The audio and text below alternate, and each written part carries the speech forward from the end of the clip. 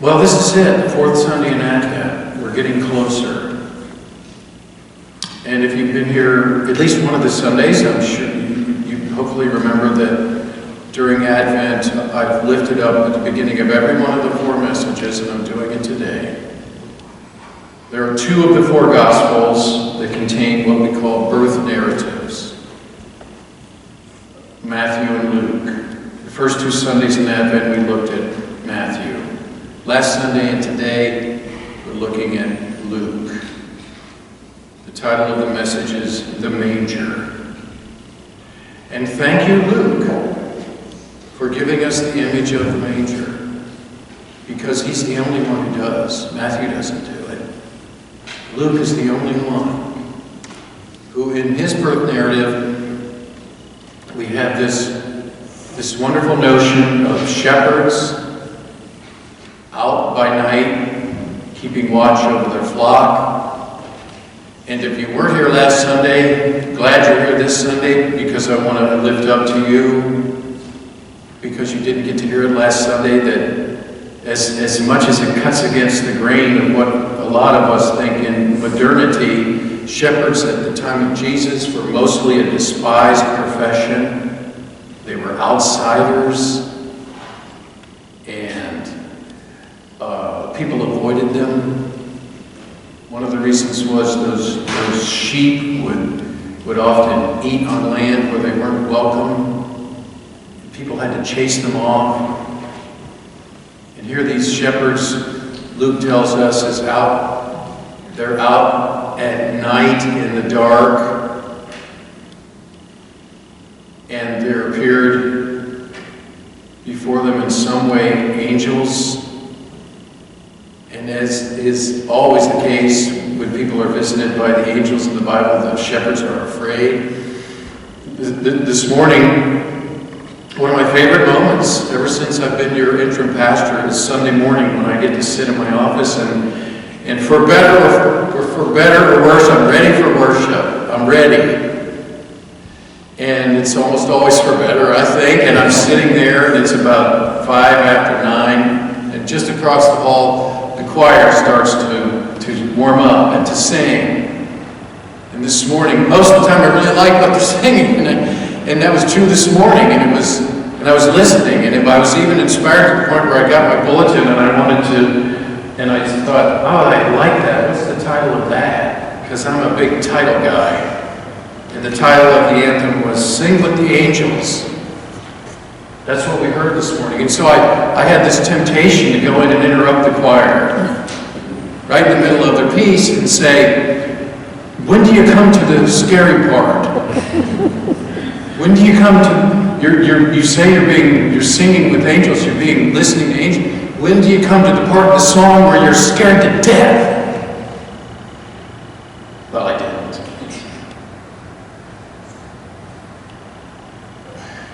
If Christmas is about anything at all, it's about the fact that we all know about darkness. And we all know about the gift of light. And we all know, every one of us, from time to time are afraid. This is one of the greatest gifts that the ministry has given me for 37 plus years. When I started out as a guy in my late 20s, I can see now, I didn't know anything. And I actually thought that the more successful you were and the more money that you had, that the less and less darkness and problems you had in your life. I actually thought this. And I served this church in this suburban Chicago as an associate pastor in one of the most affluent suburbs in Chicagoland. And for those of you, some of you know Chicagoland, it was Riverside. The First Presbyterian Church in Riverside. There wasn't a poor person in there. And I found out everybody knows about the struggle of life, and everybody knows about darkness, and everybody knows what a gift light can be. That light is. Manger meaning of the manger. The meaning of the manger, I disciplined myself this week as I prepared to be with you. I said to myself, well, Groat, you get excited about these images. You get excited. I wish I could have an audience with Luke and say, thank you, Luke. Thank you for giving us the image of the manger. And what does the manger mean? And most of us can agree that the manger, one of the meanings of the manger is humility. The gift of humility. When you look at the world with eyes of humility, you're more likely to see the people that need the light.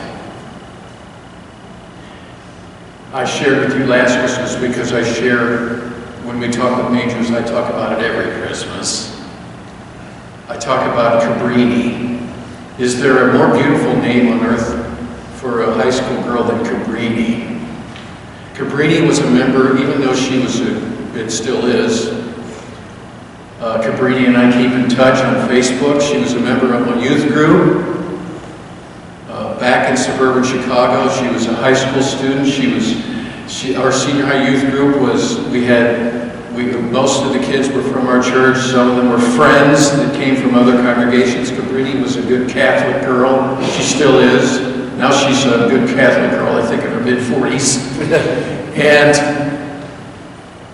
Cabrini came from a family such as this. When she was a baby, they were living in this affluent suburb, but it was just her. She was newly born, and her father left her and her mother. Just left. And Cabrini's mother had this newborn baby. She lived in one of a few apartment complexes in that suburb. Her husband left, took all the money. You know this happens, right? We know this stuff happens. And somehow it came up naturally. It came up, Cabrini was not in crisis at the time. We were in some sort of normal conversation, whatever that means. Cabrini told me something that changed me. And it changed the Christmas story for me. And I think of her every Christmas. She works in admissions at a really nice, solid Catholic institution in northern Wisconsin. She's made a career of university administration. And she told me that when she was a baby, her mother couldn't afford a crib. And she had a big antique dresser. We've got one of these at home. I bet many of you have too. You know these dressers, these old dressers that have drawers in them that would fit like 3 to 5 people, right? And Cabrini's mother couldn't afford a crib.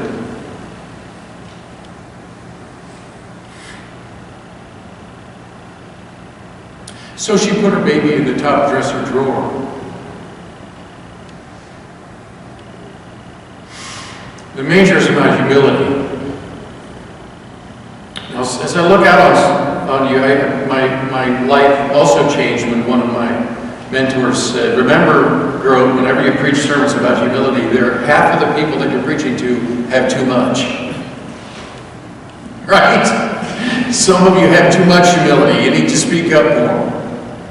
That's up for you to decide. But some of us need to be reminded daily what a gift the manger can be, what a gift humility can be. The message of the fourth Sunday in Advent.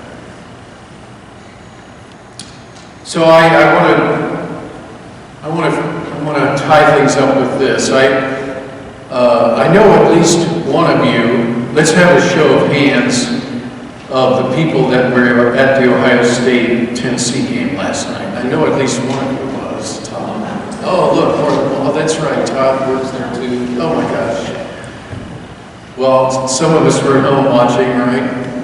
Let's have a show of hands that attended yesterday at noon at the University of Mount Union, the Division III football playoff game between Mount Union and Johns Hopkins University. How many of you were there? I was. Anybody else? I didn't see you. I was there. I'm a graduate of what was Mount Union College. It's now the University of Mount Union. And those of you that might follow sports know that Mount Union is quite a dynasty when it comes to Division III football. I try to go to at least one game a year, and yesterday was the day. And I went by myself, and my great-grandparents, Howard and Mattie Cook, Quakers from Beloit, which is down the road from Alliance, they're buried. Their gravestones are in the Alliance City Cemetery. Their gravestones are right here. Those were my grandmother's parents. And in front of them is my grandparents' gravestones.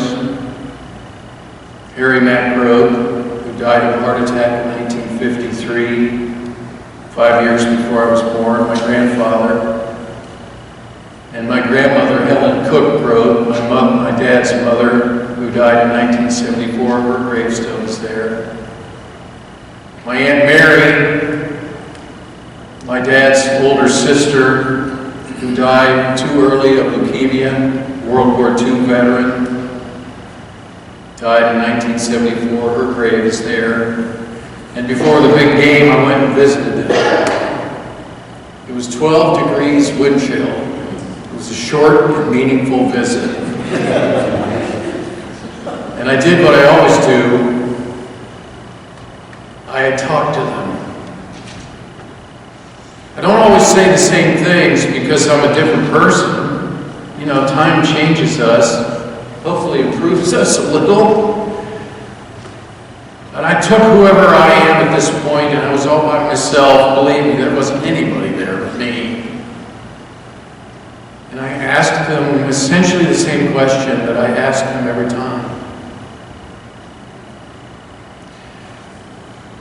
I said, well, tomorrow's the fourth Sunday in Advent. It's the Sunday of joy. I'm going to read something from Isaiah about light shining in darkness. And I asked my great-grandparents, who I never knew, and I asked my grandparents, I knew one of them, and I asked my Aunt Mary, and I knew her. She was wonderful. I said, tell me what I need to know. Tell me what I need to know. And every time they tell me, they do. So I left the cemetery and I went to the game, and Mount Union won. We're playing in the national championship on Saturday, January 3rd, 4th, whatever that Saturday is, in the Amos Alonzo Stag Bowl. I know you all want to watch. It's on ESPN. It's in Houston, Texas. I'm not going. And at halftime, I walked up. I was on the visitor's side at halftime. It was freezing. And I walked up to the top of the bleachers. And I looked out. I turned around. I put my back to the field, and I turned around. And I said to myself, tomorrow's the fourth Sunday in Advent. I spent 4 years of my life, thank you, 4 years of my life on that campus as an undergraduate student, and 3 years as an admissions officer before I went to seminary. That's 7 years. That's a biblical number. And I looked around and made sure nobody was around me, and I looked and I thought, I wonder if I look right there. That was the sidewalk I took 3 times a day to walk down to the campus center, which is right here, to go to meetings. And I asked myself, I thought, if these shepherds were visited by angels, I said, if I look out there on that sidewalk, I wonder if I'll see myself walking down that sidewalk as a frightened freshman in college, pretending that I wasn't afraid. I wonder if I'll see myself. Did I? Or you better believe it.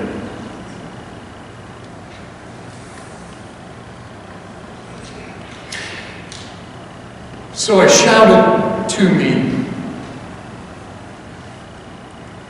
I said, "Hey, how you doing?" And I looked up at this guy at the football game and I said, "Who are you?"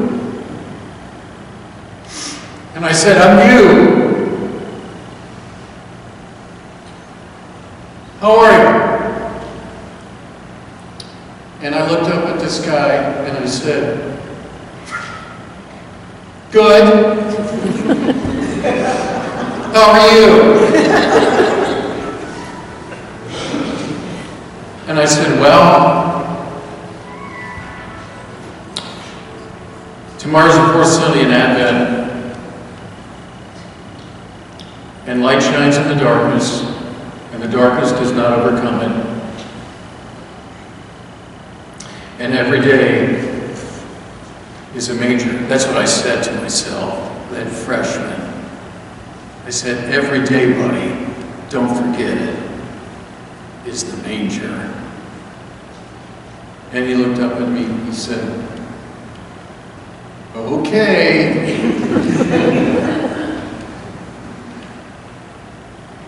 And the game was over. And I came back here to be with you.